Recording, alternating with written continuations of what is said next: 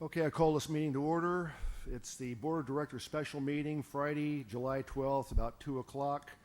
We'll be going into closed session. The closed session will be with regard to the conference with legal counsel, existing litigation, government code 54956.9 alpha, 5 cases. One, Keep Florida Wild versus Florida Reuse Authority, cases number M114961, M116438, and M119217. Next would be with Bogan versus Hulamard, case number M122980. Then City of Marina versus Florida Reuse Authority, case number M118566. We'll also be having conference with legal counsel about anticipated litigation, government code 54956.9b. One case there. And last but not least, public employee performance evaluation of our executive officer via government code 54957. Prior to going into closed session, is there any member of the public that would like to address the board on any of the items we'll be talking about in closed session? Saying none, then we are now adjourned, and open session will be reconvening in closed session once the room's cleared. Thank you very much. We'll make it as quick as we possibly can.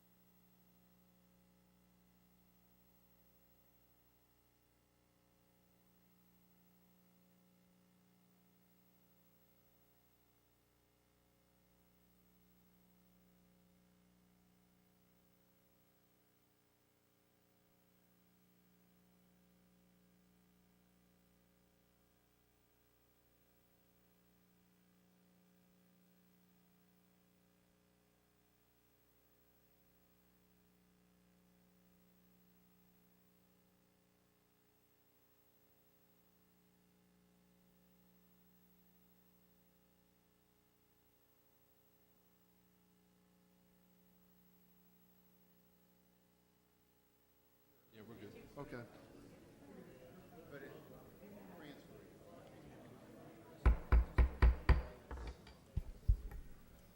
Okay, I call the meeting to order. We're reconvening in open session. If we could have a roll call, please.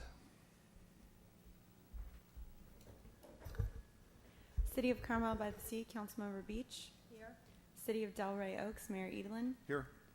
City of Marina, Mayor Pro Tem O'Connell. Here. City of Marina, Councilmember Morton. Here. City of Monterey, Councilmember Selfridge. Here. Monterey County Supervisor Potter. Here. Monterey County Supervisor Salinas. Here. Monterey County Supervisor Parker. Here.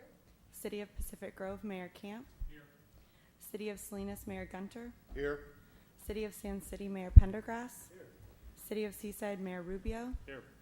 City of Seaside Mayor Pro Tem Oglesby. Here. 20th Congressional District, Congressman Farr. 17th State Senate District, Senator Monning. 29th State Assembly District, Erica Parker. University of California, Scott Brandt. Here. California State University, Eduardo Ochoa. Monterey Peninsula College, Vicky Nakamura. Monterey Peninsula Unified School District, Marilyn Shepard.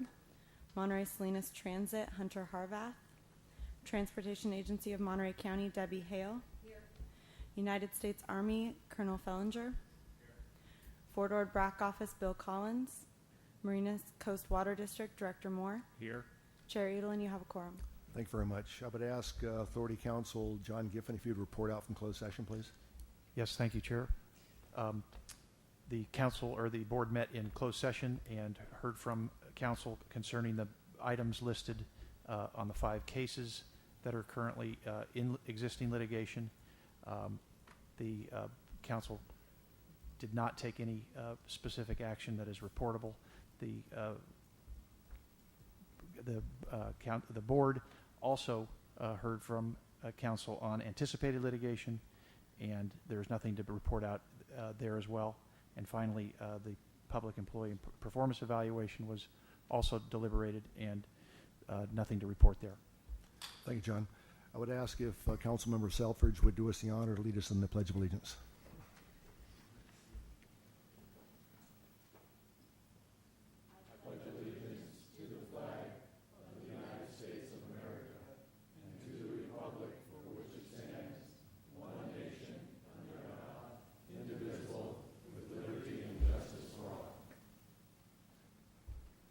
Thank you, Nancy. Okay, for acknowledgments, announcements, and correspondence, I'll lead this off. First of all, I'd like to welcome the newly appointed Vice Chancellor of Research at UCSC, Dr. Scott Brandt, our newest member. Welcome to the board. You're going to have a lot of fun here, I'm sure. No problems. I also had the honor of representing our board of directors at Colonel Clark's change of command ceremony this last Wednesday. Our executive committee authorized a proclamation for Colonel Clark's citing his many accomplishments as a member of our board. I had the pleasure of presenting the proclamation to him at a ceremony prior to his change of command. Replacing Colonel Clark as the commander of the U.S. Army Garrison Presidio of Monterey, and now as a member of our board of directors, is Colonel Paul Fellinger. Welcome, sir. We appreciate it. Colonel Fellinger is an infantry officer par excellence who has served in both Iraq and Afghanistan. His extensive combat experience should serve him well as a member of our board. Sir, welcome. We're going to use your expertise from time to time, I'm sure. Okay. Okay, Michael, do you have some acknowledgments? Nothing. Okay, next on the consent agenda. Any member of the board wish to pull any items for discussion or questions? Seeing none, out to the public. Any member of the public wish to pull any item from the consent agenda for questions or discussion? Seeing none, we might get out of here before dark tonight. Back to the board. I'd entertain a motion. Move approval. Okay, Supervisor Salinas made the motion, and Mayor Rubio second. Any discussion on the motion? Seeing none, all in favor signify by saying aye. Aye. Anybody opposed? Motion carries unanimously. That's a good start. Okay, next we have new business. Fort Ord Reuse Authority Master Resolution Section 2.02.010. Amend the board meeting start time. Michael? Yes, Chair Edelin, members of the board, the Fort Ord Reuse Authority began a process of meetings on Friday afternoon following the same process used by the Fort Ord Community Task Force and the same process used by the Fort Ord Reuse Authority Group that was started in the early 1990s. The Fort Ord Reuse Authority have Friday afternoons as the time for meetings to accommodate our federal and state legislators, and the board members also recognize the importance of the one day of the week where there aren't other obligations for this meeting. After meetings that we've had over the course of the last couple of years, the 4 o'clock time frame was clearly not providing sufficient time before dark, as Lieutenant Colonel Edelin said. And so we attempted, by the executive committee suggestion, to experiment with the 2 p.m. in the afternoon time frame to see how that would impact our meeting attendance and for board members. The board members have indicated this is a time they prefer. The members of the public still come in very good numbers. We have 25 folks here today, so we think think the 2 p.m. time works better, and so the executive committee is recommending to the board to adopt this as the time for the board meeting, along with the other amendments to the master resolution that are required to meet that change. So if there are any questions, Chair, we can answer. Any questions by members of the board? Seeing none, out to the public. Any questions by members of the public? Seeing none, back to the board. I'd entertain a motion. Make a motion. Okay, Mayor Gunter is the primary motion maker. Mayor Rubio is the second. Any discussion? Seeing none, all in favor signify by saying aye. Aye. Anybody opposed? Motion carries unanimously. We're starting a trend here. I just cursed it. Okay. Okay, next, old business 8A, Environmental Services Cooperative Agreement, ESCA update. Michael? Yes, the Chair, Edelin, members of the board, this is an information item, but several board members had some specific questions about some of the work that we've done over the course of the last 90 days. Stan Cook is here to provide the board with a PowerPoint presentation that outlines the great work that we continue to do. And what I mean by great work is we have successfully done an extraordinary amount of restoration work in areas where we've had to do some clearance. We've done additional characterization work in the field. We've been able to, I would call, surgically remove vegetation in ways that maintained as much of the vegetation as possible, but still gave a clear picture and a clear message about what was in the field.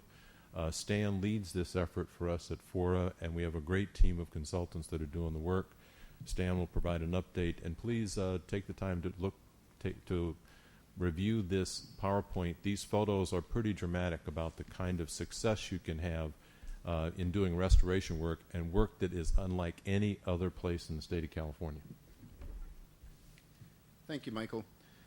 This is a good news report. What I want to let you know is we are continuing to implement the ESCA's multiple fieldwork verification process. We're doing fieldwork, but it's being validated by the Army, the regulators, and our ESCA third-party quality assurance professionals that we've hired. As of today, we've completed the known ESCA fieldwork. Our munitions crews are being demobilized today.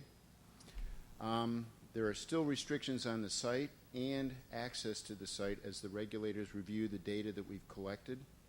When I say it's the known ESCA fieldwork, the regulators can always ask us to come back and take an additional look or look further in certain areas. With that said, some properties are ready to transfer. The ESCA insurance coverages B and C are being converted, or what was the word, Tom? Commuted to coverage A, and I don't know how, I had to admit to Tom, I don't know exactly what commuted means in that sense. But they're basically being moved over to cover long-term pollution legal liability concerns. We've been continuing the ESCA successful public outreach. We continue to, Laura over here, continues to manage our website and our social media and provide face-to-face outreach. We're still on schedule to transfer all of the properties by somewhere early 2015. Now let me go through our PowerPoint presentation. Okay, these are the ESCA properties. I'm going to start in the upper right-hand corner. This is East Garrison. As you go this way, this is Inner Garrison. This is the CSUMB campus. These are the golf courses in Seaside. This is a portion of historic Seaside. This is South Boundary Road here, and this is Ryan Ranch right there. As we go along here, this is South Boundary Road. We come over to Laguna Seca. These are the Laguna Seca parking areas. As we come up here, this is Barloway Canyon. We go past the old ammo supply point, and we're back in East Garrison. So these properties that are colored are the ESCA properties. Okay. I'm going to focus on this right here because I think this is one of our best good news stories. It's something we've been working on since before January. It's an area called the Interim Action Ranges. We started cleaning up that area. One of the areas that was in there is a 40-millimeter grenade range. The Army had done it in a surface sweep on this entire area here after one of their burns that got out of control and accidentally burnt all of this area. So they cleaned the whole area. They cleaned it to depth, except for some areas that we had to go back to because in those areas the anomalies were so close together. The detection equipment detected them as one large piece of metal. Let's see. Okay, this is range 47. Before we started cleaning it up, here's a embankment here. There's a cut area that's in there, and then they would start from here and fire this way. As over the years, as the Army did maintenance on this range, they would push the material off to the side, and there was a large berm formed in this area. It doesn't show up in the picture, but there's a large berm formed in this area. So this whole area was filled with so much metallic debris that it looked like one large anomaly. Our crews started by taking off first the top 6 inches, sifting it and setting it aside. That's where our seed bank was for our native plants and our nutrients for native plants. We continued taking 6-inch lifts off until we had got to the area where we could start seeing individual anomalies, and we did our digital geophysical mapping on here and pulled those individual anomalies. We were down 3 and 4 feet in some areas. Okay, we then placed that soil back in this reverse order that we took it out. The lower soils going in first with our top soils going in on top. This is in January 2013 after we'd put that soil back in place. Now this is 14 acres is what you saw of an area. Our team, the ESCA team, was thinking ahead. We've been collecting seeds from our native plants for the past 2 or 3 years. We started seedlings. We had 46,000 of them raised by 3 local nurseries. We hired local specialists that plant the fields in Salinas to come out and plant. We gave them the proper training and everything to do that, but they were under the watchful eye of our biologists. This is in February 2013 after they finished planting. This is June 2013. We've got the plants that we put in there. Most of our cuttings have survived. They've thrived in this environment. We've also had seeds. Some of the seeds we collected, they broadcast them in certain areas. They've been taking root. We've also had that seed bank that we saved. We were very careful with that top 6 inches. We saved that. That's sprouting also. So we've found the sandgilly up here. We've also found spine flower, lots of spine flower. So when you go by you can see this from the corner of Eucalyptus and Parker Flats. If you look off to the north, you can see this area starting to look all completely green. So this is a very exciting story. It's 14 acres. It's a very large area, and especially if you're interested in biology or anything, this is a very exciting, something that hasn't been done other places. Okay. I'm going to switch gears here. Today we had a meeting with the jurisdictions and Department of Toxic Substance Control and talked about property transfer. The Department of Toxic Substance Control talked mostly about CERCLA and RCRA, which are 2 federal cleanup programs. We're usually under the CERCLA, but RCRA also applies here on the fort. And they, in 1995, DTSC and the Army and EPA under the Federal Facilities Agreement agreed that when CERCLA was the CERCLA program performed on our base covered the RCRA requirements for their cleanup program. We also reminded some of the jurisdictions, because we haven't transferred property in a while, of the FORA's in the agreements that make up our transfer agreements between FORA and the jurisdictions. We provided them with a quick checklist of the items that we go through in the transfer process, so everybody's up to speed. So that's a summary of that meeting. The next meeting, I was not at this meeting. Yes, there But you I are. was. The jurisdictions have asked us repeatedly over the course of the years about different elements of our pollution legal liability coverage that we purchased 9 years ago. That pollution legal liability coverage expires at the end of 2014. We have roughly $100 million in coverage. Barry Steinberg gave a report to this board a couple of months ago on a little bit of the details, and part of our ongoing discussion is about what happens when this expires next year, what happens when FORA expires in 2020. Do we have resources to be able to extend that coverage? We do for FORA. We have money in the negotiated contract. Dave Potter was in particularly central. He and Ralph Rubio focused on long-term protection for FORA in the jurisdictions, and there's a $900,000 amount in our ESCA contract to use for self-insurance or to pay for coverage, and so we can use that next year for some coverage. That coverage would be for the ESCA parcels, but it would establish a way of extending coverage that would allow the jurisdictions to tap in and save dollars if they chose that they wanted to be part of that coverage. So there potentially will be coverage for other entities. We are continuing to work that process at the staff level. We met this morning, and jurisdictions in FORA will continue to work this issue. And I suspect at the September meeting we will come back with an additional report on the pollution legal liability coverage issues. Chair Edelin, that ends our presentation. If you have any questions of the board, we're happy to take them, but this is simply an information item. Any questions by board members? Seeing none, out to the public. Any questions by members of the public? Tom had a question. Oh, I'm sorry. Tom, I didn't see you. Go ahead. Sorry about that. Thank you, Chair Edwin.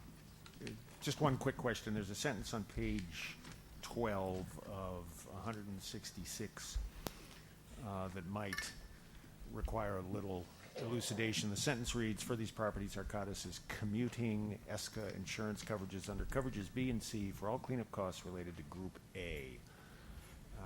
Might be useful. Can I pass this to Michael, who's much more knowledgeable? Whoever. Thank you. I've discovered over the years that insurance policies have an arcane way of using rather indescribable words. The commutation account is something that is a part of our insurance policy that is a protection and coverage in the end, and we've talked about that commutation account in past board meetings. The current program has several different types of coverage.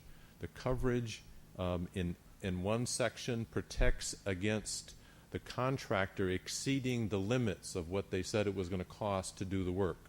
In another account, there's a protection that allows for additional dollars to be spent if there's a regulatory change or an adjustment that the regulators require as part of the ESCA project. And then there's a third account that covers in the event there's something that happens in the future. And when unit properties that are in the A and B coverage that are protecting against how many B and C. I'm sorry, B and C that are protecting against the contractor exceeding the amount required. When they're done, it's known that they've met that requirement. It then goes to a separate coverage that deals with if there's something that's found in the future. So it's commuted from one account to the other, and that's the insurance terminology. And I apologize for using the word commuting. So, in effect, does that mean that when you reach that point in time, coverages B and C simply no longer apply? They cease to cover the situation? For those parcels. Okay, thank you. Any other questions by members of the board? Okay, now out to the public. Any members of the public wishing to make comment? Seeing none, back to the board. Entertain a motion to receive a report, please. Okay. We got Frank O'Connell and Ralph Rudium. Okay. And, Potter made the second. All in favor, signify by saying aye. Mr. Chair, before Yes. we vote on this, I Sure. wanted to just raise an issue. It's not specifically about ESCA, but it's in this, in our memo. There's some language in here talking about FORA's ability to decide land use, and while some of it is correct, I think some of it goes a little bit too far in saying what FORA can't do. And I'm looking at, let's see, in my packet it's page 12, but it's not the same page as Tom Moore just referred to. It's the next page. It's the last page of the staff memo. And it's the second to the last paragraph that begins, the fact that property has regulatory approvals. And the sentence that I'm focused on is the next one that says, FORA is not empowered to impose or limit zoning, which is accurate, decide future use, property density, or related land use decisions. I think that to a certain extent, FORA does decide future land uses because it lays out through the base reuse plan residential versus commercial, and then there are limits on water and the number of houses that are going to be built. And because this issue comes up, and it's come up recently in comments here at the board, I wonder if it would be, I think it would be helpful if we asked to have a memo from council to really describe for us what the state law says about FORA's role, so that we can all be on the same page. I know this is an informational item and we're not really taking action, so if this isn't the right time to ask for this, but I just feel a little concerned when I see language in the staff reports that is possibly creating confusion about FORA's authority or jurisdiction's authority. Thank you. Thank you. Mike, will you make a comment? Okay. Happy to prepare a memo on that issue. Well prepared for the entire board. Any other discussion on the motion? Okay, all in favor signify by saying aye. Aye. Anybody opposed? Motion carries. Thank you very much. Thank you. Next is the capital improvement program. Michael? Yes, Chair Edelin, members of the board, at the June 21st board meeting, the board reviewed the capital improvement program, and during that meeting there were a number of questions that were surfaced by both board members and the public. There's a listing in your board report of a number of the items that came up that have to do with post-FORA implications, that have to do with the funding and where the projects are placed, how the credits for building removal are placed and how they're used in the CIP, and a number of comments about the narrative itself and how the narrative could be a bit more definitive and have some more explanations. And so those are the four categories which you forwarded to the administrative committee to take a look at. The administrative committee met and discussed those items on July the 2nd, and they came up with some real positive progress in getting forward with getting to the end game. And also staff has prepared a review of the post-FORA sunset CIP implications. And as many of you saw last year, we did do a summary, a memo to the board on the post-FORA implications. This is an attempt to refine that memo and focus exclusively on the CIP implications, and so therefore you have a draft item that's in your board report that will also be reviewed by the administrative committee next week. As board members may recall, on June 21st, you gave the administrative committee 30 days to get this done and asked for a progress report at this meeting. And so we are here to provide you with that progress report. We've also had other meetings. Steve Ensley will take you through a PowerPoint presentation that is an attempt to give you a much more of a detailed summary of this. He indicated he would be able to complete it inside of 6 minutes, and so I know Supervisor Salinas appreciates that.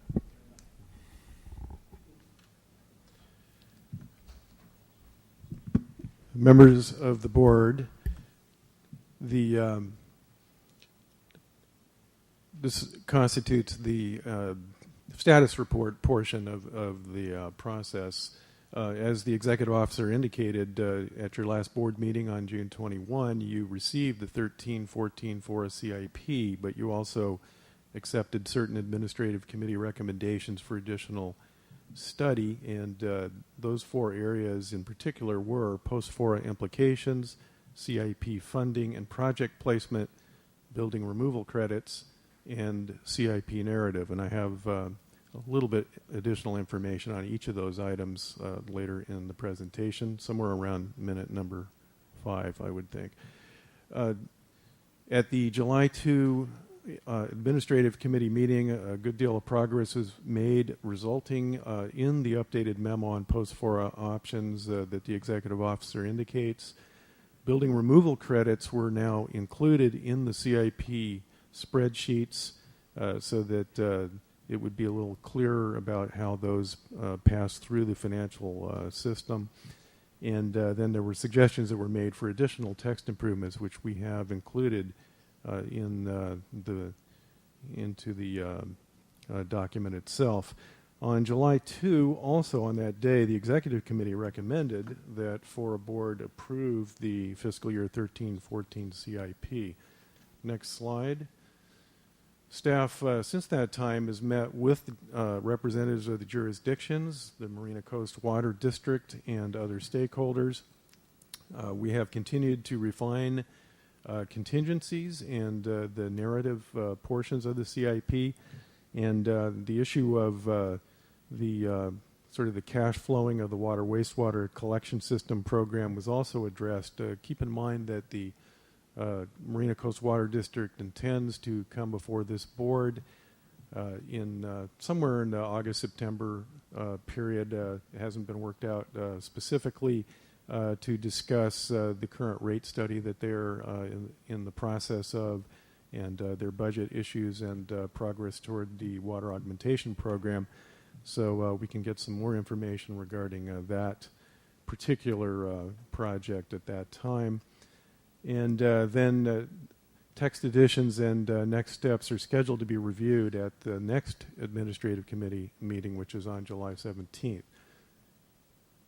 So the post-FORA implications, Michael mentioned the memo that's gone out. Just to summarize the memo, responsibilities that would survive any sunset by FORA would be habitat conservation, plan implementation, any base reuse plan compliance, primarily CEQA mitigation measures, the building removal program, and the water purveyor service agreements regarding allocations for both the augmented water and for the potable water supply.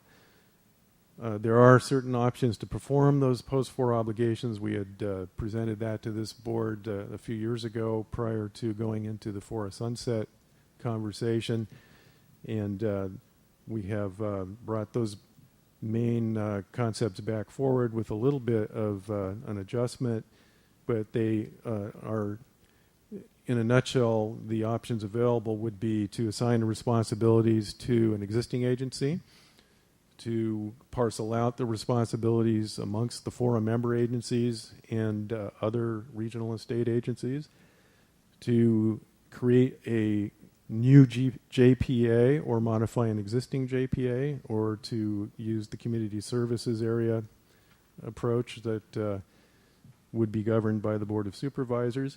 And then finally, a concept that I've come up with that I'm calling a FORA shell that would maintain existing funding structures so that the Community Facilities District and other tax revenues, including property taxes and land sales, would continue to be available for reuse. All this can be studied at our leisure over a period of time. The legislation passed by Monning mandates that we begin discussions with LAFCO in 2018, but that doesn't preclude us from beginning to look at those kinds of issues now. Moving to the next slide, CIP funding and project placement. There's been a lot of conversation about what projections that we're using and what the appropriate way to sort of model out what we think the cash flow is going to be. The coming fiscal year is, of course, the key one, 13-14, but people also pay a lot of attention to the out years. In the past, we have shown a post-FORA obligation, and sometimes that causes concern as to, well, if you have a post-FORA obligation, then that means you're not done with the work. How do you account for that? And so on. So we've experimented with different ways of looking at that. But in general, the projections that we've received, we get them from the jurisdictions after they've had conversations with their developers and other folks who are doing projects in their city. And on average, we've only collected about 22% of the projected dollars, and so we've had to adjust those estimates over the years and come in with something that's a little bit more reasonable. And we've come in last year at about 50% of the projected fee being collected that was projected in 2012-13. And so anyway, we do a lot of back and forth about what the best methodology might be, and we've been doing that in the administrative committee. And I think it's been a cooperative environment, and the numbers can be tweaked over time. We have mid-year budget reviews and other sorts of methodologies available to us. And the land use projections as submitted were just accepted, but we have made a few adjustments based on the conversations that took place at the board meeting last month and at the administrative committee.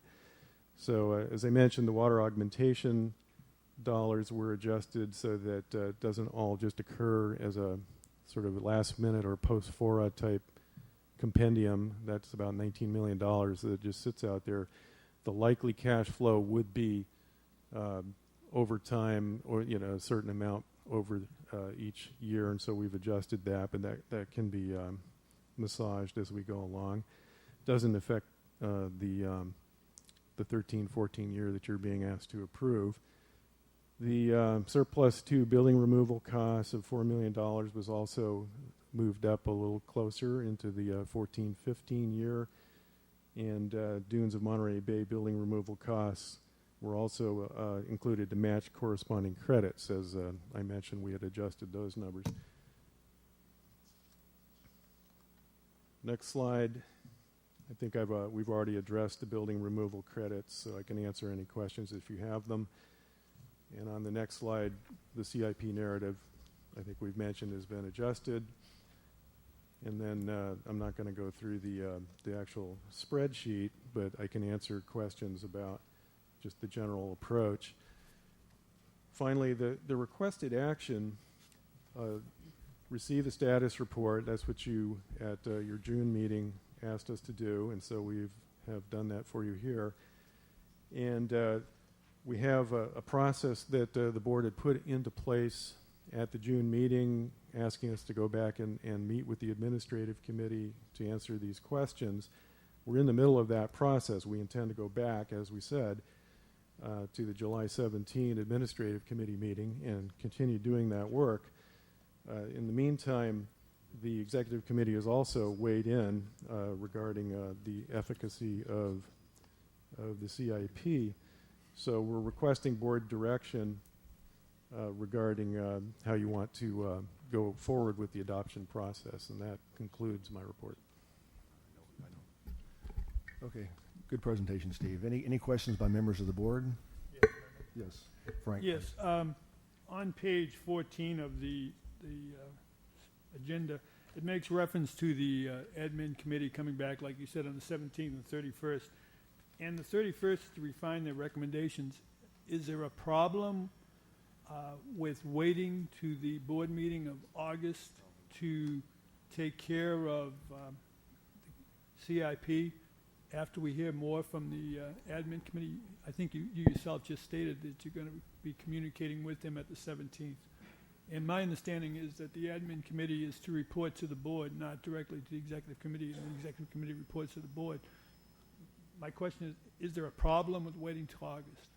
Yeah, Chair, if I might, at the last meeting, a similar question was asked about the timing of when this was adopted. And my response was that it did not matter whether it was July or August or September. There wasn't some project tomorrow that is crucially requiring that we adopt this CIP. However, there's an amount of certainty that everyone wants to have about the capital improvement program. And so we followed your orders, which were that you wanted to have this report back from the administrative committee in 30 days, and I think they are anticipating that they'll have another opportunity to bring back to you a quality report. And so that's what, if it's August, that's fine. If it's that would be appropriate. We would hope it would not linger beyond that, which is the same thing I said last time, simply because as the developers, the jurisdictions, so do all of the stakeholders, they want to have definition to the CIP so that it's understood what direction we're taking in. And some certain bills we'll be paying in the fall need to be known today. Thank you. Just one more, if I may. Okay, go ahead. Did at the admin committee meeting, were the developers there who expressed a concern as to having to put more effort into getting the recommendations to the executive committee and to the board? In other words, were they concerned that this was being rushed through?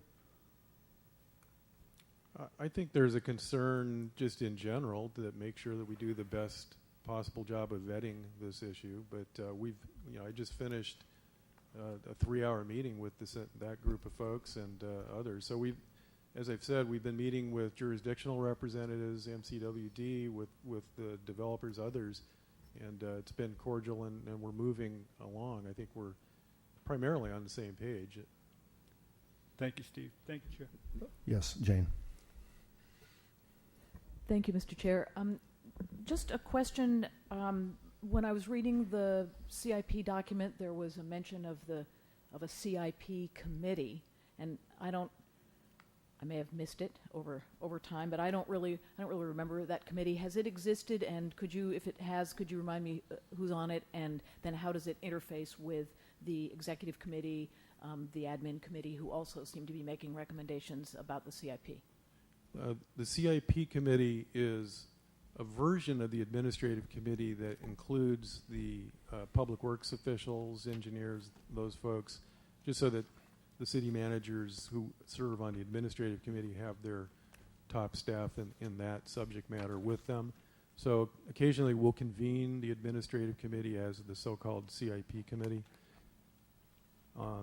Then just in terms of how everybody all fits together, of course the executive committee being a committee of the board, they set agendas and they can make recommendations to the board just like the administrative committee can. So sometimes you can get different points of view in that respect, but they all have their different functions. And then finally you also have the finance committee, which is another subcommittee of the board, and the finance committee takes a look more at the kind of the long-range projections regarding revenues and whether or not budgets are balanced and so on. So they too have weighed in from their point of view, their context. Other board member questions? Yes, Dave. Not just a question, Steve. There's a admin meeting on the 17th, and then another one on the 31st, right? Correct. So it would certainly be a significant amount of work done before our meeting, which I think is on the 9th. Okay, thank you. Yes. So there are 2 meetings. Yes. Any other questions by board members? Seeing none, out to the public. Any questions by members of the public? Please, sir. Thank you, Mr. Chair, members of the board. My name is Benny Young. I'm the Resource Management Agency Director for Monterey County, speaking as a member of the admin committee, not on behalf of the committee. I probably should clarify that. We appreciate the chance to just speak briefly to this item and present a perspective that I have.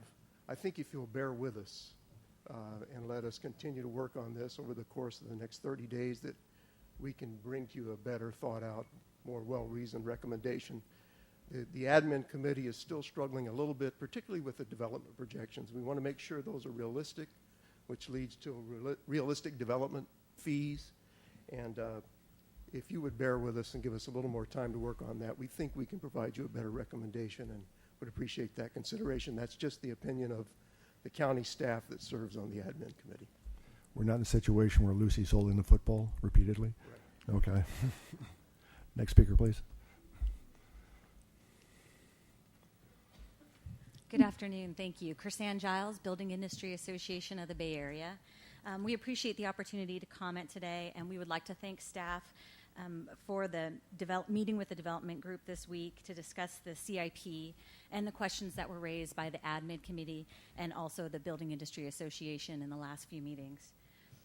In the past, the CIP program was focused on spending CFD revenue and prioritizing the infrastructure projects, things like build-out or the absorption rates that are submitted by each individual member jurisdiction were not a key consideration because they didn't affect the overall management of the base reuse plan. But with the formulaic approach that was adopted by this board last August, the CIP directly determines the development fees which fund the CIP programs and prioritize the funding of those projects. With the new structure, it's appropriate for the CIP to be clearly identified and that the base reuse plan mitigation programs are fully funded and the development build-out or the absorption rates used to generate those revenue projections are reasonable and include the most up-to-date marketing projections. Allowing staff additional time will result in a CIP that does not have a funding shortfall in 6.5 years. FORA will have a program that considers the transportation and transit improvements and can update the engineering estimates to be added into the formulaic calculation. For all of these reasons, the BIA would appreciate the board granting staff additional time to update the CIP cost estimates and consider the absorption rate offered by the development community. Thank you. Thank you, ma'am. Next speaker, please. Good afternoon, Board. Chris Austin with Development Planning and Financing Group, retained by the BIA. I want to echo Chrisanne's statements. We've made great progress working with staff on coming to a conclusion on the assumptions, and I think the meeting that I was in for 3 hours, we're close. We just need a little more time to get across the finish line, so I think if we can get that time, we will bring back a document that both sides can agree on, and we can move forward with less of these conversations in the future, hopefully. So thank you again. Thank you, sir. Hi, Scott Hilk with Marine Community Partners, and thanks for giving me a few minutes to speak on this issue. I want to echo, I think, what I'm hearing. We've spent a lot of time. We know that this has been an exhaustive process to go through and determine the CIP program and how it relates to the fees. You know, we've had some very good meetings with staff over the last week and a half. I fully expect that we're going to get through the admin process and that the August meeting is going to have a CIP that staff brings back and we would support and move forward. We look forward to that. Thank you, sir. Any other public speakers? Okay, back to the board. I just have a small comment, and that is I fully understand, based on the discussion we had at our last meeting, the frustrations about how long it takes something to get done through FORA. Sometimes you can watch grass grow faster than we can see some of the items we get passed here, especially with the second vote. Everything's delayed for an extra vote, so for an extra month. So I fully understand and appreciate the frustrations about how long it takes. The chair of the admin committee did come to me and asked if we would delay it one more month, and he promised that it would be ready to go by next month. So for whatever it's worth, I just wanted to put that in. Other comments by members? Yes, Tom. I appreciate very much the fact that the admin committee and staff have been working on this, because it appears that what's being proposed is at least partly responsive to past concerns of Marina Coast Water District and comments we've heard from the public. Marina Coast concern has been that past overly optimistic estimates of development have caused the district to make infrastructure investments, to actually put iron in the ground before it was needed to be placed in the ground. In the case of Marina Coast Water District, that ends up in the absence of those growth projections actually occurring, that ends up in the water bills of those few remaining folks who are paying bills here on the Ord community. So I would certainly urge you to take the time to get this right. This is a very important issue. I will point out that if our historic average has been 22% of projections and we're only going down to 50% going forward, we still may be a little on the high side. I don't know, but I hope you'll take that into consideration going forward with these calculations. So thank you for that work. Thank you, Tom. Yes, Bill. Thank you, Chair Edelin. I would like to echo some of the concern as expressed by Mr. Moore on this topic of, and I heard some key words, and I'll just express this as my anxieties. I'm hearing a very coded language around development fees and the marketing estimates. My background in marketing said that when you label something as a marketing estimate, it's inherently suspect, and in fact, it's certainly speculative. What I'm sensing in the dialogue is that we want to basically obligate ourselves to accept the jurisdiction estimates as they come in. I would really urge that we are very careful about that, and I don't know exactly where we are. And I'm now realizing that from a personal point of view, I need to go back and figure out how those estimates affect the formulaic outcome. But there's this little bell going off saying the higher these estimates come in, the lower the fees will be, which is really good for people who are planning to actually do projects now. I'm not sure that that's the right, and I could be very wrong in terms of the understanding. But I feel I personally need to go back and wrap my mind around that. I would just urge that we're very cautious about accepting those numbers simply at face value. The history is long on this. There's a good reason for it. The absorption rate is likely to be more than the life of FORA. And I think our numbers should echo that. The thing certainly we looked at in the Finance Committee is trying to make sure there's some compatibility between the CIP estimates and what goes into the FORA budget. And it's not that kills us if it's a little off, as Mr. Hulamart has pointed out, but it sure helps if we're at least singing from the same score sheet at the beginning of the year, at least perhaps once. So thanks.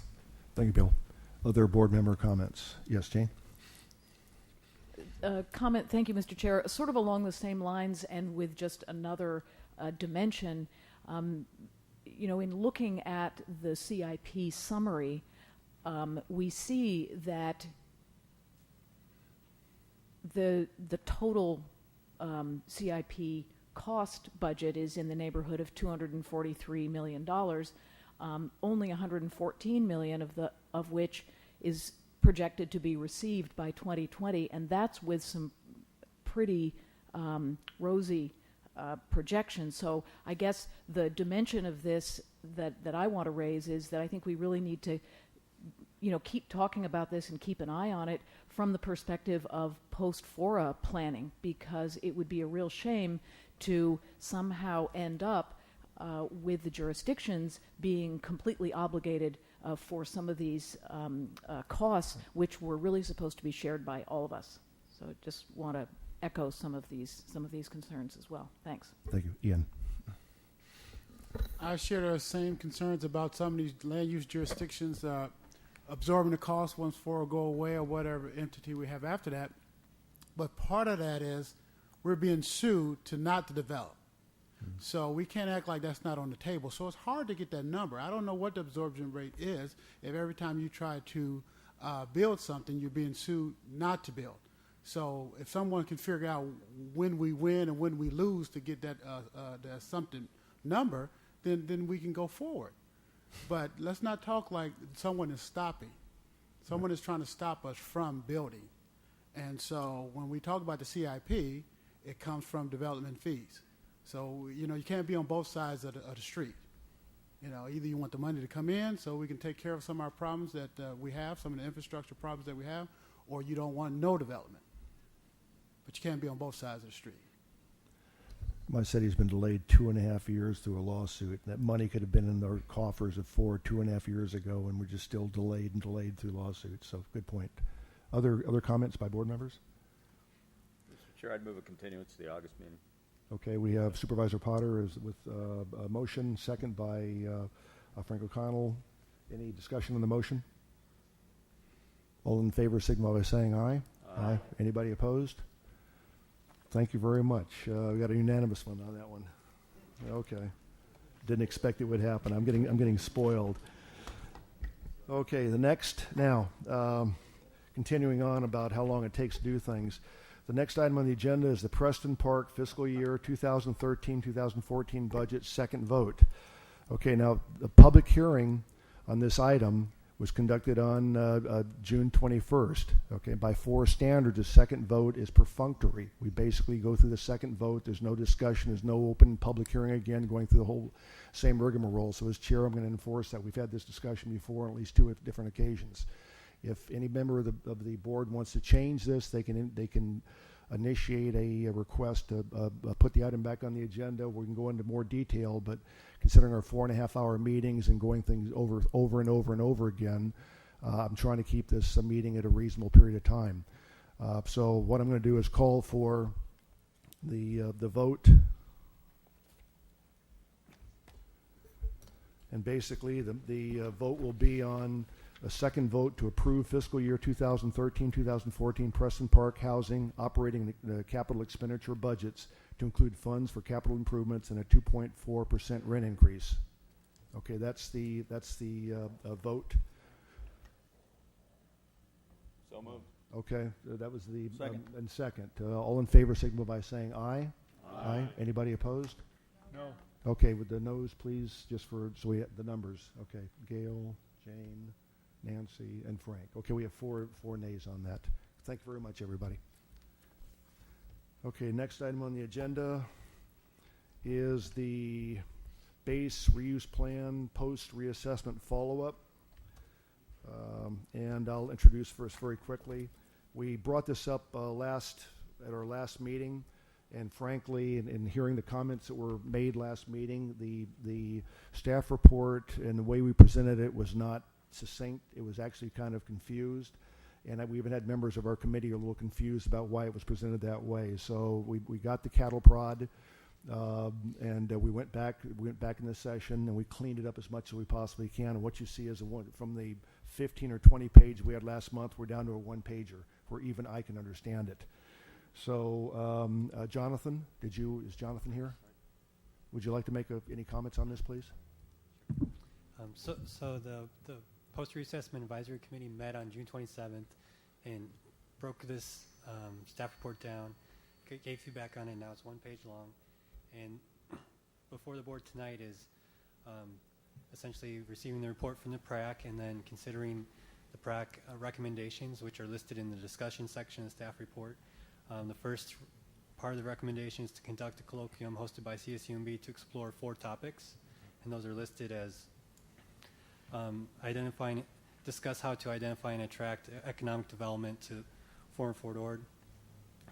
Another topic is discuss how to complete the base reuse plan design guidelines.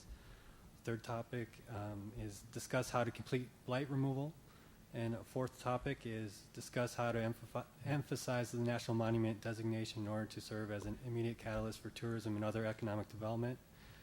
And then as a second point of recommendation was to authorize the PRAC to coordinate with CSUMB and FORA staff to develop the colloquium program for fall of 2013. So that's before the board for discussion direction tonight. Thank you, Jonathan. Any questions by members of the board?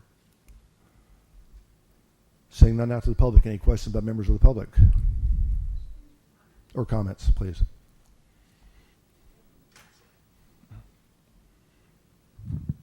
Mr. Chair, members of the board, Dan Amadale from Marina. I'm not sure what the definition of colloquium is, but one of the things I would encourage you to consider in the process is whatever it is, it's got to be objective. Everyone in this room represents some point of view for the constituents you represent. CUSUMB is slightly no different. So objectivity in the process is key. Secondly, is what should come out of that colloquium should be a list of alternatives for this board to consider, not necessarily recommendations by a forum that's either being facilitated or hosted by CSUMB. You are the decision makers. And to maintain that objectivity, just like I'll put my old Army hat on, when we did operations planning, we presented to the commanding general alternative courses to action. And that's what should come out of this, is alternatives for you to consider and for you to vote on, and keep it objective, let it be, I'll use in quotes, tainted by a point of view that may be CSUMB's or perceived that way. My last point is this issue of the national monument. Somewhere in there, I hope BLM's involved, simply because the national monument will never be whole for another decade. There's still 7,000 plus acres to be transferred. My understanding to this day is that BLM and the Army have an agreement in place that BLM is not going to accept any additional transfer of land until the remainder of that 7,000 acres is cleared. So the monument won't be whole for a very long period of time if what I believe to be true is true. And if that being the case, then you're talking about in the next decade a half a monument, not a whole monument. So how do you make a half a monument economically viable? What are the plans for the whole monument? BLM is integral to that. They will control the land ultimately through the Department of the Interior, not you guys. So for those who tout the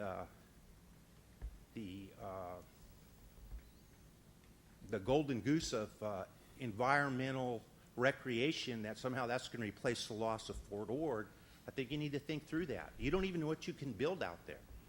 You don't know that you can build out there. 30 seconds.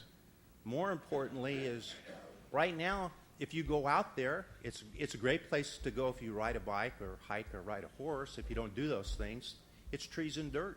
There's not even a restroom out there. So maybe there's a good thing there's at least trees out there. I don't know. 10 seconds. Okay, I'll just stop at that. I think being objective is key in this, and that you should not have recommendations, but rather alternative courses of action. Thank you. Thank you, sir. Any other public comment? Jane. I'm Jane Haynes. I was actively involved in the reassessment last year, and so I've been very interested in what's going on with this PRAC committee. Yesterday, I emailed you a revised report about research that I've done that I hope would be covered in the colloquium with regard to the Fort Ord National Monument. However, I want to correct a few statements that were just made. I have been, there's some wonderful restrooms at the monument. There's very nice, clean, well-kept restrooms at Badger Hills on Highway 68 and also at Creekside. I've been researching monuments all over the country. There's some that are only 3 acres large. So we already have 7,000 and some acres. Here's a map. This BLM put out this map. They have 50,000 of these. They've been distributing them to hotels and so on and so forth. This is the part that the last speaker was talking about that the Army hasn't transferred yet. But this is the part that's there, and there are trails identified all over this. So anyway, I feel like this is just putting the key in the ignition and turning it and getting us started toward what the promises were for those 3 E's being implemented. So I really hope that you approve this colloquium. There are issues that can be discussed in the colloquium. And so anyway, I'm enthusiastic about it, and I hope you approve it. Thanks. Thank you, ma'am.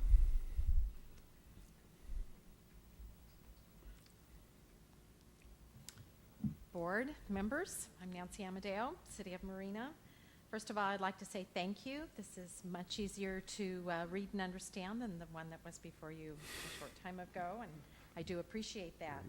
I do have a question on the fourth bullet point, the discuss how to emphasize the national monument designation in order to serve as an immediate catalyst for tourism and other economic development. My concern is similar to what you heard from my husband is although we have the designation of a national monument, and yes, we do have lots of trails out there. I think eventually it's something like 81 miles worth of trails. Right now, we don't have good access. We do not have facilities except on the Salinas Highway 68 corridor side. And I believe that if you're going to be looking at how to make this happen immediately, you have to look at the amenities that tourists look for when they come to visit a national monument. They may be coming to ride bikes, ride horses, and hike, but they also want the amenities necessary for their needs, things like public restrooms, maps, places to eat. There are no picnic areas. There isn't any of that. And I would like to know what the plan is as far as the national monument itself goes to make improvements, to make it attractive to visitors to the area, that would help us in building tourism. Because if the attraction is to hike, bike, and ride horses, then you need the amenities surrounding the park to service those things. And I don't think that just saying immediate, unless the National Park Service is involved in it, I don't think we in and of ourselves are going to be able to do that. So just some comments to think about. Thank you. Thank you, Council Member. Hi there, Mr. Chairman. I'm Eric Morgan. I'm the Monument Manager for the Fort Ord National Monument. And I stand before you today on one leg because we have half a monument right now. And so whether we have a half a monument or a quarter of a monument or 3/4 of a monument, we will work with anybody, anytime, any place to figure out a way that this monument can help be a job creator for the local community. And I know when the president designated Fort Ord as a national monument, job creation was a big emphasis for him. I'm not saying that job creation from the national monument is going to replace all of the dreams and visions that the local communities may have for the reuse of Fort Ord, but anytime, any place, we will work with you to try to do our part to be a good neighbor. So thank you. Thank you, sir.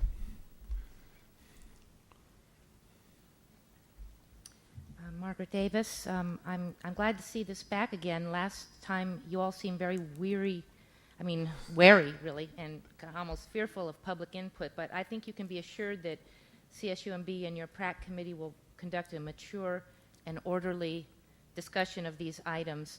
I agree with Ms. Amadeo that the trailheads at 8th and Giggling and Jerry Smith Corridor should be improved with perhaps adding porta potties there, and the Marine Equestrian Center, which is a major access point to the National Monument through the Jerry Smith and already has amenities. This is a huge opportunity for Marina to act on its own and act in a very proactive way with signage and with notifying the public of what's available without waiting for anybody, for a national monument. So I think that's really great. I hope you'll proceed with the CSUMB colloquium and discuss all kinds of good ideas. Thank you, ma'am. Any other public comment?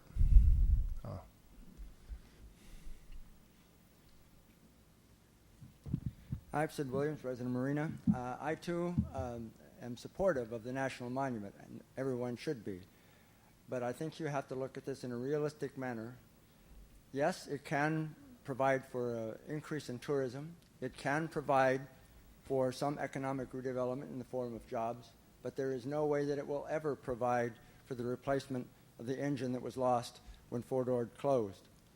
At bare minimum out there, you need to have interpretive centers, you need to have handicapped accessible trails, you need to have interpretive trails, much larger parking facilities if you're going to generate the kind of public use that will have any hope of having a strong economic impact. So you need to consider that. And that's why I believe having it as a separate item in your agenda is a mistake. It needs to be considered as a part of the whole for the redevelopment of Fort Ord. Marina hasn't got the money to build an interpretive center out there.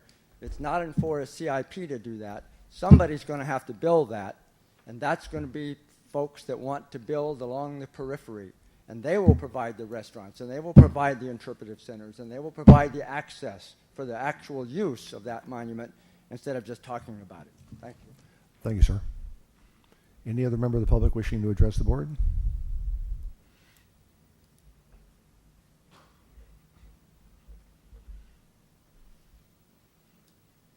The National Monument exists. We don't have to discuss how to emphasize its importance. It's important. It should not be a topic on this issue. Number 4 bullet should be removed. And if they want to incorporate it into bullet number 1, so be it.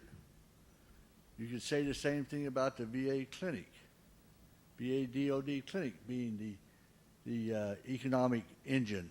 You could say the same thing about the Veterans Cemetery complex being the economic engine. But what we have to remember is we have to attract economic development that's going to give us tax dollars. Tax dollars that will support Marina, Seaside County, and the other municipalities within our jurisdictions. And all we're doing here is trying to take on a federal role because it is a federal issue, the National Monument. The National Monument should fend for itself. We have no business putting our nose in their business. Thank you very much. Thank you, sir. Any other public comment?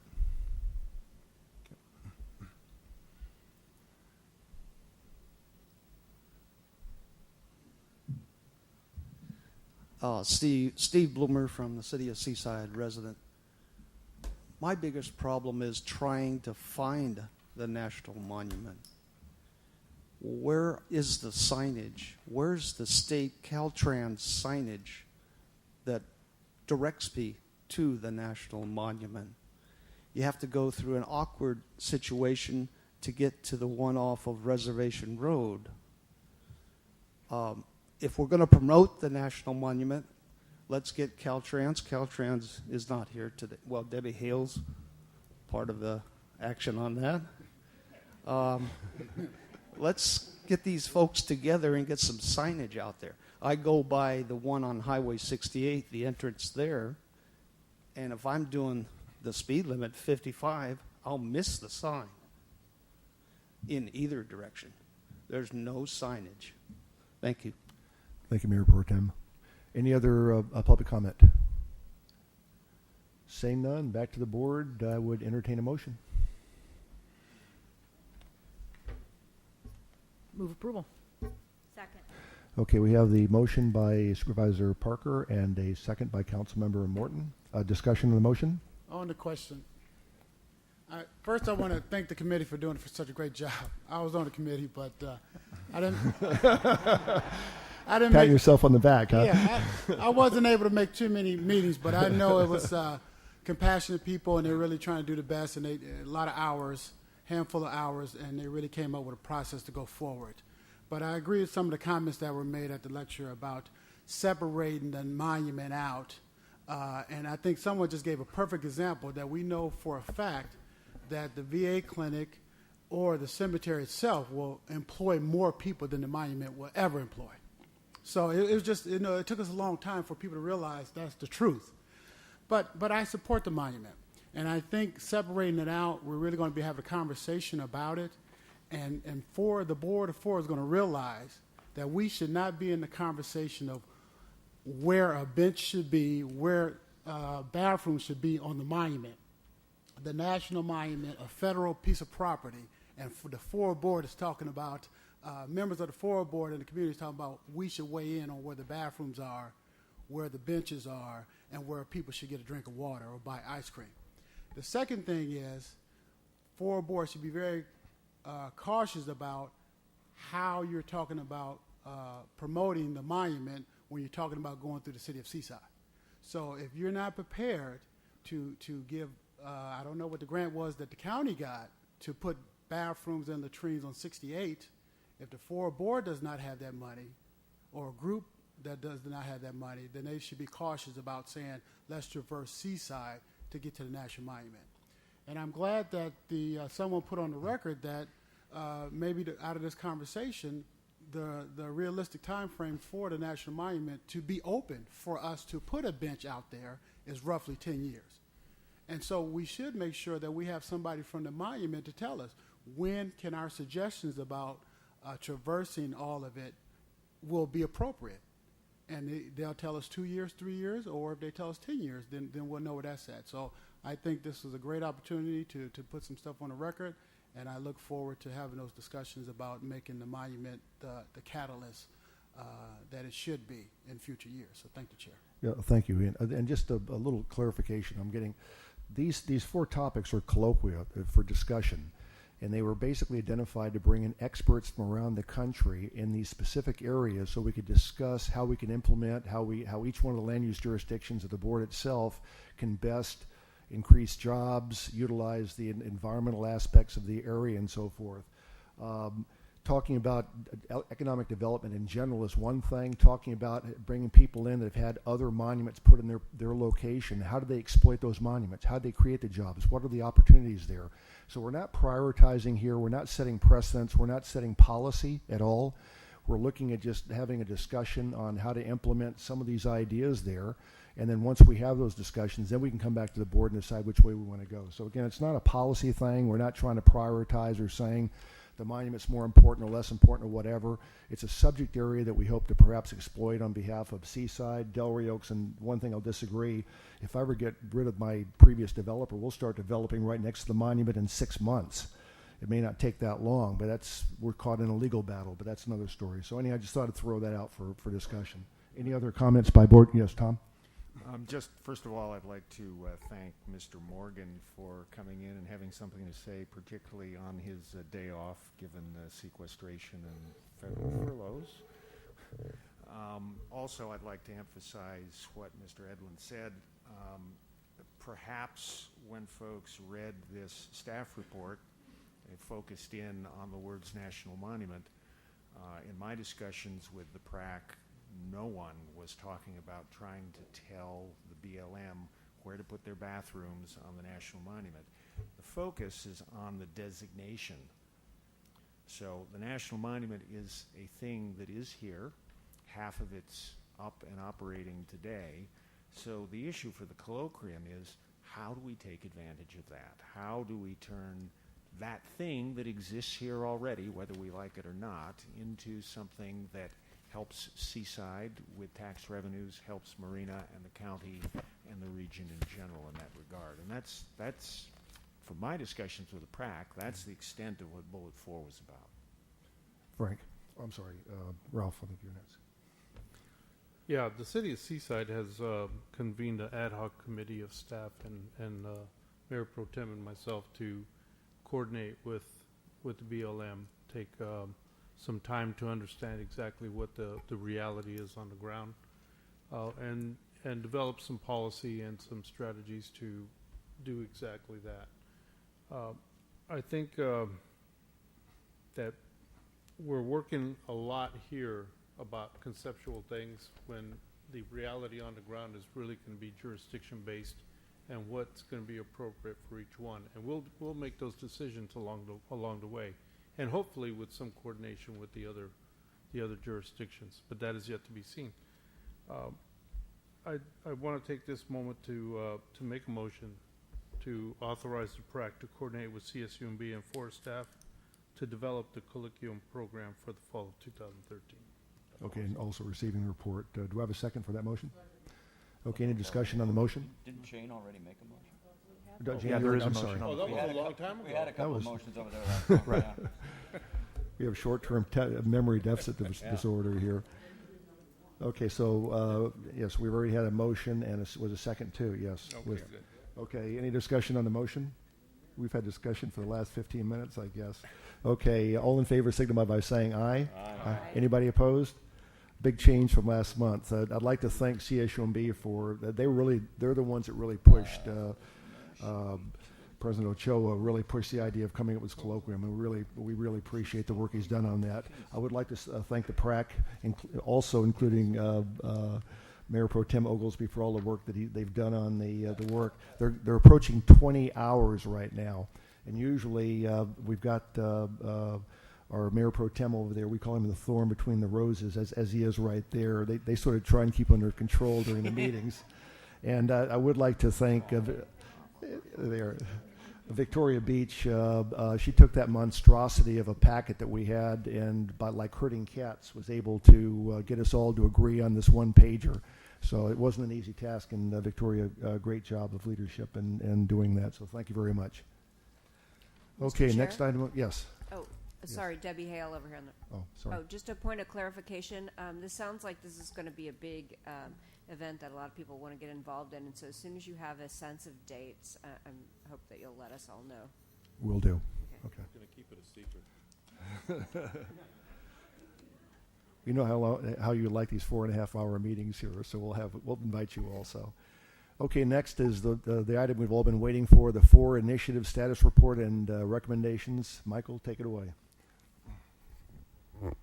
Yes, Chair Edelin, if I could make a report here to kind of set the stage for the actions that will be done today. And before you have a staff report that was presented to you last week that outlined 3 recommendations. One, to receive this report you're about to get. The second, to understand the coming steps in the initiative process. That includes observing the executive officer's certification. There is a certification sheet right here for each of the initiatives, and will be witnessed by John Giffen, and I am signing the certification.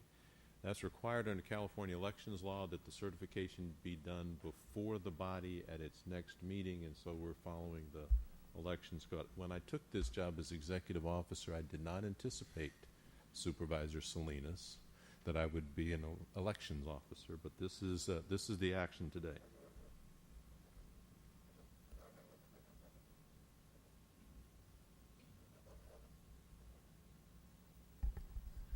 Is this a certification, or are you being certified?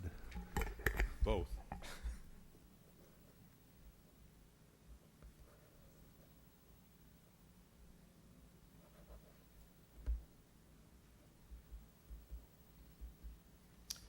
Okay, Chair, now that that's done, that's item number 2. The third item is a bit more complex, and it's authorizing the executive officer to enter into contract to conduct an election in response to the certified initiatives.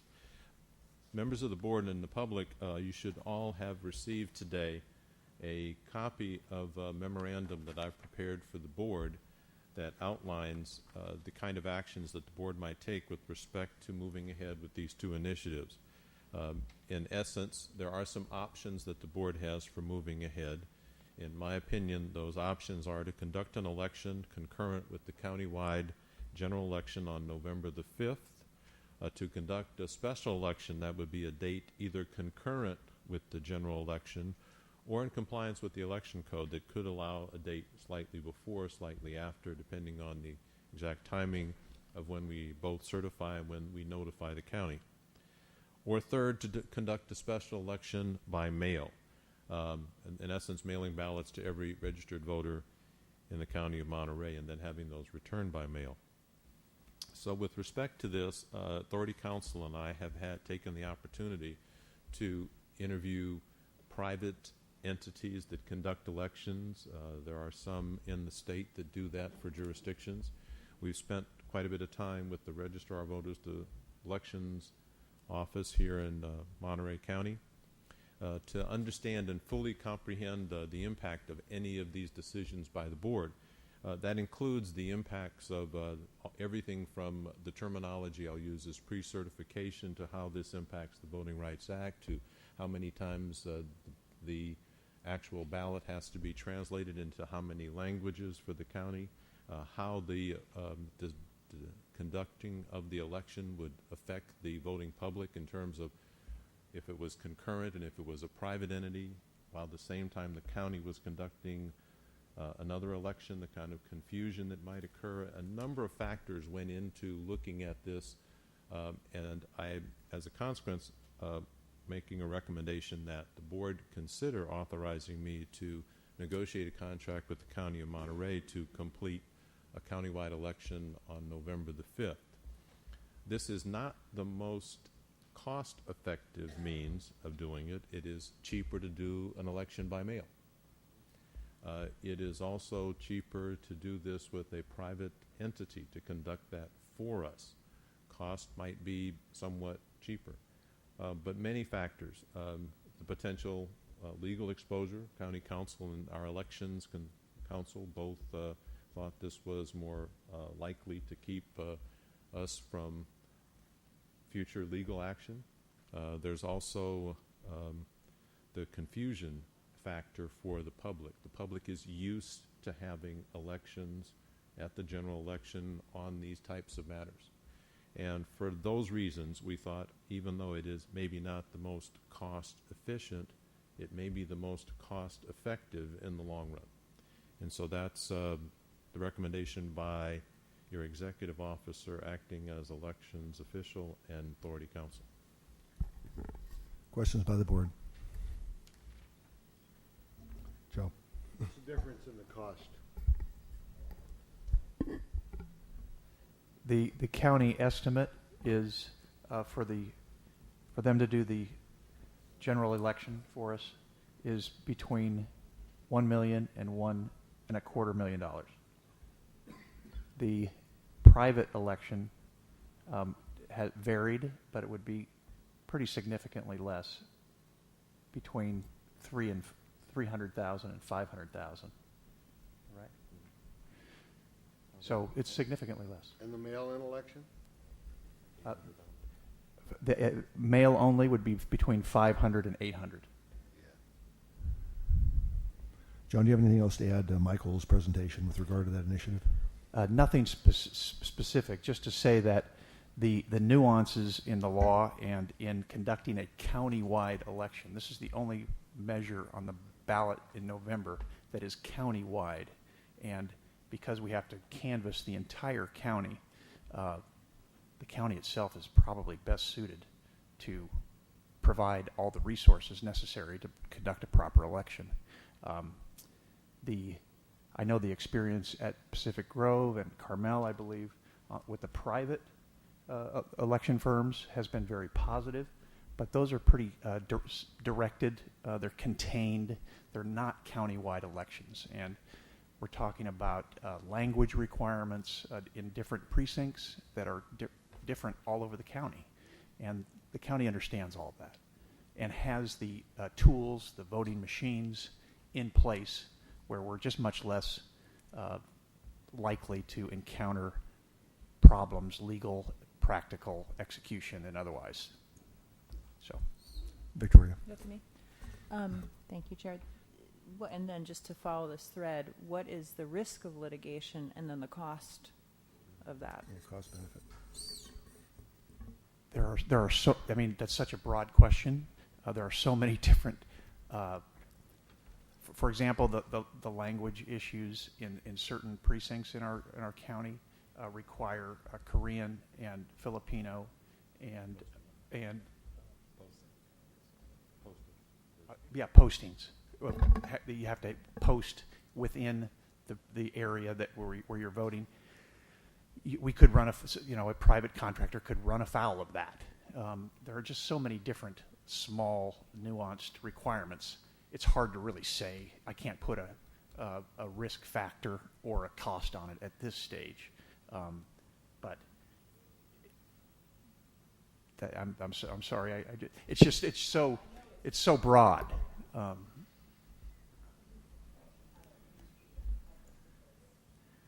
And I could take that back to Election Law Council too and talk to him a little bit further. We can see what we can do. Other questions? Yes, Bill, you'll be next. Thank you, Chair Edelin. Timing, you're talking about November 5th. Does the election law require that we do it at that point, or is it the next general election, which I believe is June, and is there a specific advantage to going earlier versus later?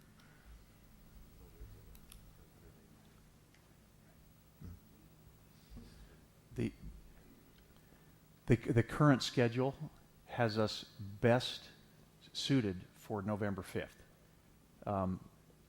That having been said, there is an ability to have it in June. It has to be 180 days from the date that. 180 days from the date that we certify, which is today. Other questions? Tom? Given the quite significant cost difference between the county and private, when you got that cost estimate from the private firm, did they or did you ask if they carried liability insurance so that if there was a misstep that led to litigation against FORA, that would be covered by their insurance, presumably included in the cost we paid them? I didn't personally speak to them, but it would be a normally the private firm would carry liability insurance. So theoretically, they would be able to tender that defense to their carrier. So the litigation risk, the cost due to litigation might be zero for us. It could, although FORA itself would have to would have to ensure that they would cover us. There's always They'd have issues. to be named insured on their policy. Correct. Yeah. Yes. Joe? If by chance we went with the private company and we got sued, this could actually tie this election up from anywhere from 5 to 10 years? Is that what you're saying? If litigation, as you know, is inherently a detriment to progress, and yeah, it could be a significant time frame that we're looking at down the road. Yes. Other questions by board members? Okay, out to the public. Any questions by members of the public? Okay, back to the board. We could either come up with a recommendation or a motion today, or if you wanted to delay for 2 weeks and look at insurance and the cost-benefit analysis and meet again in 2 weeks, whatever. Chair. Yes. I'd like to make a motion that we go with the county. I believe that, and on the second, I believe that you get what you pay for. We have a county department that has got the expertise that we need. Their databases are already set up. They know how to do the outreach. And this is an important issue, and I do believe that if we're going to have a county-wide election, everybody in this county should have the opportunity to vote. And the best way to do that is at a general election. We have a motion by Mayor Rubio and a second by Supervisor Potter, and of course the county can really use the funds too. Yeah, Michael, we appreciate your business, Michael. Okay, any discussion on the motion? Seeing none, all in favor signify by saying aye. Aye. Anybody opposed? I can't believe we're getting all these unanimous votes today. It must be in the air or in the water. Let's keep that up. Yes. Okay, next we have a public comment period. Any member of the public may address the board at this time on any item not on the agenda. Any member of the public like to address the board? Going once? Going twice? Okay, public comment period is closed. Next, executive officer's report. Michael? Yes, Chair Edelin, members of the board, you will notice in my executive officer's report there are predominantly information items, but there are two items that I want to bring your attention to. One is item 10E. That item has to do with the administrative consistency determination for an entitlement for the Chartwell School kiln and clay storage shed. And this is a reminder for the members of the board and the public that for entitlements, these consistency determinations, after completed by the jurisdictions, are reviewed at an administrative level and only come before this board for action if there has been an appeal of the entitlement consistency decision. The executive officer's decision was to concur in this consistency determination. There have been no appeals, so we're providing that information to you only today. Second, I'd like to point out in your packet item 10G, the Base Reuse Plan California Environmental Quality Act and Land Use Memorandum.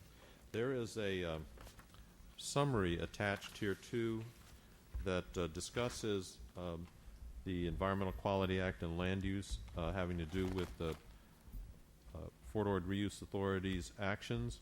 Alan Waltner has been working with Authority Council and with Forest staff on preparing a two-phased approach to completing work under his scope of services. The board, I think Supervisor Potter suggested this and was concurred by other members of the public and the board that land use environmental attorney would be appropriate. This is the first phase of it. Jonathan Garcia will talk about it briefly and describe the direction we're taking. So Alan Waltner was retained and the contract was approved by the board, I believe, at the April board meeting. And Alan's been working on reviewing the base reuse plan reassessment report approved this December of 2012. And he's gone through and prepared this memo to just outline for the board what are the CIP implications on the categories 1 through 5 from that reassessment report. Essentially also commenting that a colloquium or a public workshop has an exemption at a planning level exemption from CEQA, so that would not require any CEQA studies for implementing those aspects of the reassessment, post-reassessment. And then he outlines as well just the general process for making changes to the base reuse plan to prepare an initial study and choose the appropriate level CEQA document according to what changes are being proposed. But staff can answer direct questions on this item if board members want to ask any questions. Any questions? Thank you, Mr. Chair. Question about when the rest of his scope of work is anticipated to be completed? Jonathan? We anticipate by the August board meeting, that would be August 9th. Any other questions by board members? Michael, any more on your report? Any questions of the executive officer? Okay. Any items from members?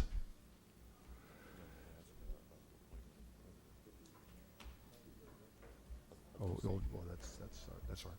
Okay, ladies and gentlemen, 2 hours and 5 minutes, not bad. Thank you very much for your congeniality and your cooperation. Go out and enjoy the sunshine. It's not dark yet.